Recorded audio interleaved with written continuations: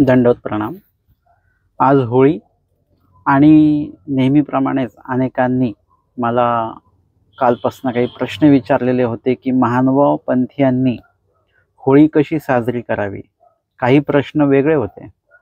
आता यामध्ये महानुभाव पंथीयांनी होळी साजरी करायची की नाही करायची हे ज्यांना माहिती नाही आहे त्या लोकांनी हा प्रश्न विचारलेला की महानुभाव पंथीयांनी होळी कशी साजरी करायची। आता ज्यांना थोडीफार जाणीव आहे, ज्ञान आहे, अध्ययन ज्यांनी केलेलं आहे त्यांचा प्रश्न वेगळा आहे। त्यांचा प्रश्न आहे की महानुभाव पंथीयांनी होळी साजरी करावी का। बघा, हा प्रश्न वेगळा आहे। दोन्ही प्रश्नच आहेत, होळीच्या संदर्भातलेच प्रश्न आहेत, परंतु दोन्ही प्रश्नांमध्ये एक ज्ञान जाणीवता जी आहे ती आपल्याला वेगवेगळी भासते। आणि म्हणून सर्वात प्रथम महत्त्वाचा प्रश्न असा आहे की महानुभाव पंथीयांनी होळी साजरी करावी का। हा जेव्हा प्रश्न मुख्य होतो त्यावेळी महानुभाव पंथीयांनी होळी कशी साजरी करावी हा प्रश्न बाद होऊन जातो। महानुभाव पंथीय जे काही वासनिक असतील त्यांच्यासाठी हा आपण विषय या ठिकाणी घेत आहोत की त्यांनी होळी साजरी करण्याचा काहीही कारण नाही।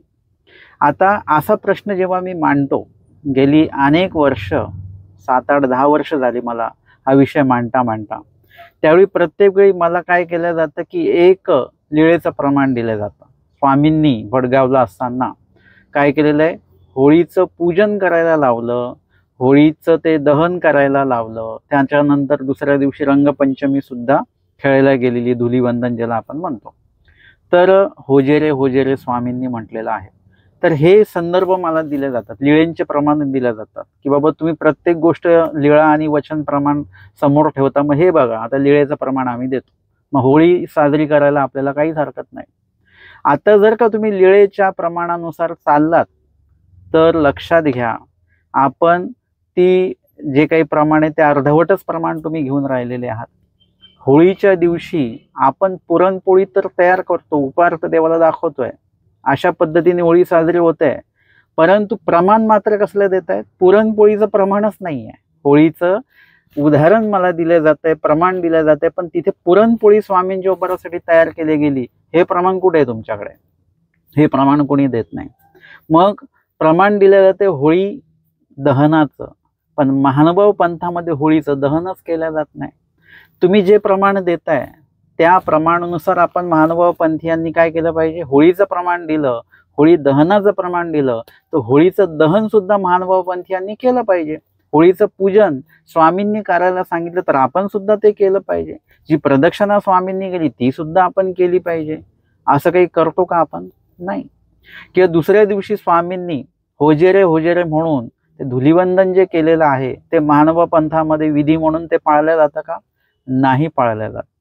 आणि म्हणून लीळा चरित्राचं प्रमाण घेत असताना देखील आपल्याला विहित काय आहे, लीळा चरित्रात घडलं काय आहे हे तर महत्त्वाचं आहेच आम्हाला, परंतु त्या घडल्यामध्ये पण आम्हाला जे विहित केलेलं आहे ते करणं आमचं आद्य कर्तव्य आहे। म्हणून लीळा चरित्रामध्ये तुम्हाला अनेक गोष्टी दिसतील, परंतु त्यामध्ये विहित आणि अविहित असे दोन माध्यमं आहेत, आणि म्हणून आपल्याला त्यानुसार अध्ययन करायचं आहे। जे विहित आहे तेच पालन करायचं आहे, अविहित नाही।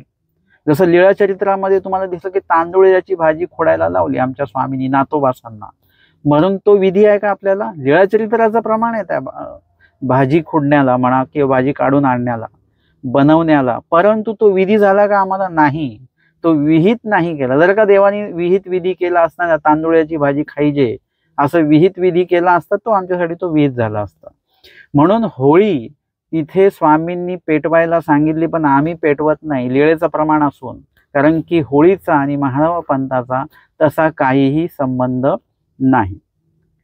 असं माझ्या ऐकिवानुसार जेव्हा प्रल्हाद जे होते त्यांच्या वडिलांनी अनेक प्रकारे त्यांना संपविण्याचा, त्यांना त्रास देण्याचा प्रयत्न केला, मग शेवटचा उपाय म्हणून त्यांनी आपली बहीण होलिका होती तिच्यासोबत त्या प्रल्हादाला सरणावर बसवलेलं आहे, आणि तिला वरदान होतं की तुला अग्नीमध्ये जरी तू गेलीस तरी तू जळणार नाहीस, असं तिला वरदान होतं। आणि अशा वेळेला ते सर्व ते सरण रचल्या गेलं, त्याच्यावर ती बसली, तिच्या मांडीवर या प्रल्हादाला बसवलं आणि ते अग्नी प्रज्वलित केल्या गेला। आणि त्यावेळेला ते पूर्ण ते लाकडं बिकडं पेटली आणि ती होलिका जी होती ती सुद्धा त्याच्यामध्ये जळून गेली. तिला वरदान होतं तरी सुद्धा प्रल्हादाची भक्ती अशा प्रकारची होती की तिला त्यांची जी काही साधनाभिमानिनी देवता होती त्या देवतेने सहाय्य केलं. ती होलिका जी होती ती जळून भस्मसात झाली, परंतु प्रल्हादाला मात्र काहीच झालं नाही. आणि असं म्हटलं जातं की त्या दिवसापासनं ह्या होळी पेटवण्याचा जो प्रघात आहे तो सुरू झालेला आहे. बंधूंनो, जर का हे प्रमाण होळी सणासाठी जर का असेल तर आपण जी पुरणपोळी करतो आहोत ते काय आहे बरं? होळी साजरी करतो आहोत आणि होळीच्या निमित्ताने ही पुरणपोळी करतो आहोत, तर आपण एका दृष्टीने होलिका जी होती तिचं दहन झाल्याचा हा दिवस आहे. मग तिचं वर्षश्राद्ध नाही का आज प्रत्येक वर्षी येणार आणि त्या दिवशी आपण गोडधोड बनवतो, किंवा तिच्या मृत्यूप्रित्यर्थ केल्या गेलेले सेलिब्रेशन नाहीये का? काही लोकांनी ते केलं असेल, तो प्रघात इथे पुढे आला पुरणपोळी बनवण्याचा किंवा गोडधोड बनवण्याचा, तर आपल्याला तो विधी झाला का? ती मेली, त्याचं सेलिब्रेशन पण आपण करू शकत नाही आणि वर्षश्राद्ध घालून तिचं दुःख सुद्धा आपण त्या ठिकाणी व्यक्त करू शकत नाही. म्हणजे दोन्ही गोष्टी आपल्या नाही आहेत. आणि जर का तुम्ही होळी पूजनाचा संदर्भ बघितला, पूर्ण अन्य देवतेचा तो संदर्भ आहे, त्याचं भजन पूजन वगैरे. मानवपंथी व्यक्ती जे आहेत ते साधूंचं पूजन, विशेषाचं पूजन, स्थानाचं पूजन, हे तीनच पूजन आत्ता सध्या आम्हाला उपलब्ध आहे. पहिलं स्थानाचं पूजन आहे, आपल्या घरातील विशेष त्याचं पूजन आपण करू शकतो, आणि साधूंचं पूजन, एवढे तीनच पूजन आत्ता सध्या आपल्याला उपलब्ध आहेत. मग जर का होळीचं पूजन केलं जातं तर होळी काय झाली? त्या ठिकाणी अन्य देवतेचं सामर्थ्य, अभिमान त्या ठिकाणी देवता घेणार आहे आणि त्या निमित्ताने तुम्ही पुरणपोळी बनवताय म्हणजे काय झालं? त्या नपाळत्याच्या विकल्पाच्या निमित्ताने आपण ते तयार करतो आहोत. म्हणून आपण महानुभावपंथीय साधकांना माझं नेहमीच एक त्यांना सांगणं असतं की तुम्ही ब्रह्मविद्या अध्ययन निश्चित करा. नुसते वचन पाठ करू नका, वचन जगा, वचन पालन करण्याचा प्रयत्न करा आणि त्या माध्यमातून तुम्हाला मग लक्षात येईल की तत्वज्ञान मानव पंथाचं काय आहे आणि आपण करतो काय आहोत. म्हणून अशा कुठल्याही सणाच्या निमित्ताने तुम्हाला काही गोडधोड करायची गरज नाही. मी मागेही सांगितलं, आमच्याकडे 5 सण आहेत आमचे स्वतःचे मानव पंथाचे, ते म्हणजे 5 अवतार दिन हे आमचे सण आहेत, हक्काचे सण आहेत. ज्या दिवशी माझे देव, माझा परमेश्वर माझ्यासाठी या सृष्टीतलावर अवतरणी झालेले आहेत, अवतरण त्यांनी घेतलेलं आहे आणि 5ही अवतारांनी आम्हाला ते ज्ञानदान दिलेलं आहे. तर ते 5 अवतार दिन म्हणजे आमच्यासाठी 5 सण हक्काचे आहेत. त्या दिवशी तुम्हाला काय पाहिजे ते गोडधोड करा, काय पाहिजे ते सेलिब्रेशन तुम्ही त्या दिवशी करा, आनंद व्यक्त करा. या व्यतिरिक्त बाकीचे जे सण आहेत ते सण साजरे करत असताना ज्यांना मोक्षाला जायचं आहे त्यांनी ते सण थोडेसे विचारपूर्वकच साजरे करायचे की नाही करायचे याचं अवलोकन केलं पाहिजे. आणि म्हणून महानुभाव पंथामध्ये जरी सर्वजण आहेत, उपदेशी आहेत, वासनिक आहेत, तरी ज्याचा त्याचा मार्ग अजून तुम्ही ठरवलेला आहे का की तुम्हाला जायचं कुठे आहे?